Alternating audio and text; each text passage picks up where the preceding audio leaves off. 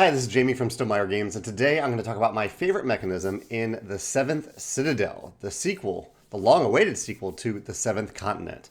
I backed the 7th Citadel on Kickstarter, and my copy came just the other day, just a few days ago, and we've already played through the introductory scenario, which took Megan and I around 3 hours to get through, including some stuff that you do at the end to set yourself up for the remainder of I want to say the campaign, but it's kind of you have a couple different curses that you're trying to solve, and I get the impression, even though I haven't started working on them, that the game is pretty open from there on out in terms of exploration, in terms of how you build out, how you build things. There's a whole element of kind of colony building to this game, and so I'm very curious to see what that leads to, and I'm excited about the openness that might lead to.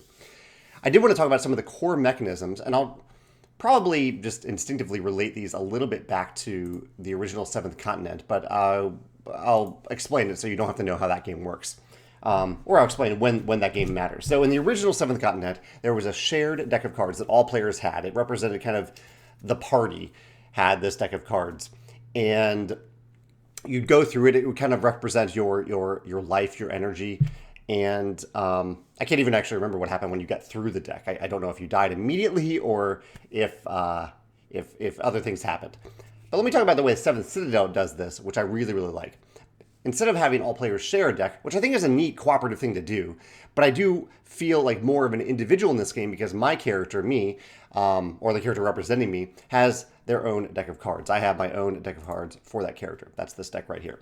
And this deck can change over time. I can add cards to it. I think there's probably ways that I can lose cards from this deck.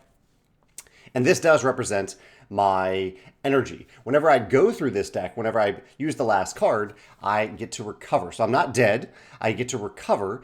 And whenever I recover, for each card I choose to recover, or really every 2 cards I choose to recover, I will lose 1 life on this little health dial. So they've separated, they're connected, the number of cards that you recover and your life, but they've separated them a little bit so that it's 2 steps between you being completely knocked unconscious, which is the dying in this game. So I think this is a really, really great mechanism.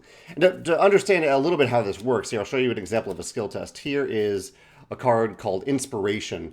And every skill test that you take in the game, every test, every challenge, has a number of cards that you must draw, or that you can draw. Some of them have a requirement you must draw them. So if it says like 2+, it means that you must draw at least 2 cards. A lot of challenges, at least in the introductory scenario, just have 0. So or 0+. So you could draw more than 0 if you wanted, but you don't have to. And then it has a star requirement. So as you're drawing these numbers, here's a star on that card.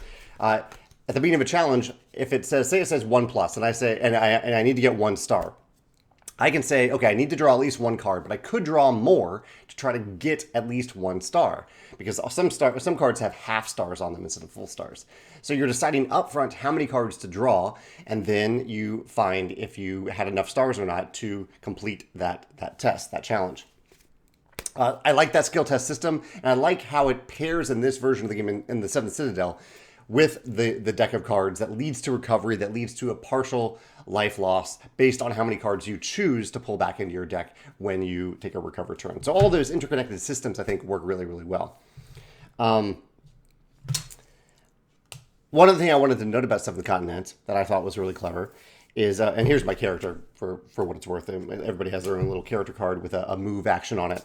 But in the 7th Continent, there was weapon durability, or item equipment durability. So it means that you had to put a little die on every item that you had, or most items, and every time you used it, you would move that die down by 1 to represent that you are that item, that equipment, that weapon has wear and tear. Eventually, when you reduce it to 0, or when you would reduce it to 0, you would lose it.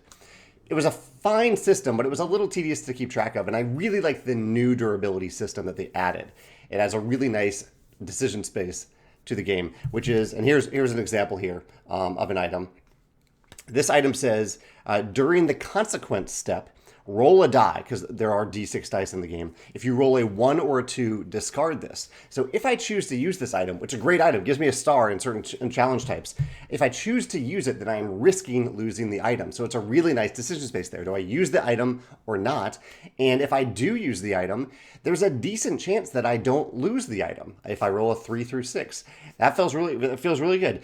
And I think it will also, I'm sure we haven't lost an item yet. I'm sure it will feel a little bad when we do, but we'll know that it was our choice and we know that we already gained a benefit from it. So I really like that durability system over the certainty of slowly making the item or moving the item towards losing it. I like this system a lot more so far, at least.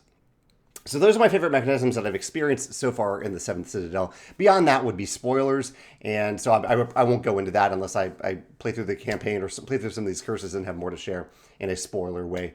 But so far, I'm really enjoying it. I enjoy the sense of exploration. The way the cards line up is really, really satisfying as you move around and take different actions and discover things. There's a nice sense of cooperation to it, and I really like these individual decks and how they play into the skill tests, the actions, and the recovery element of the game and your life. I'd love to hear your thoughts if you've played through the introductory scenario of the 7th Citadel, or any thoughts that you have about 7th Continent. You're welcome to share those as well. Thanks.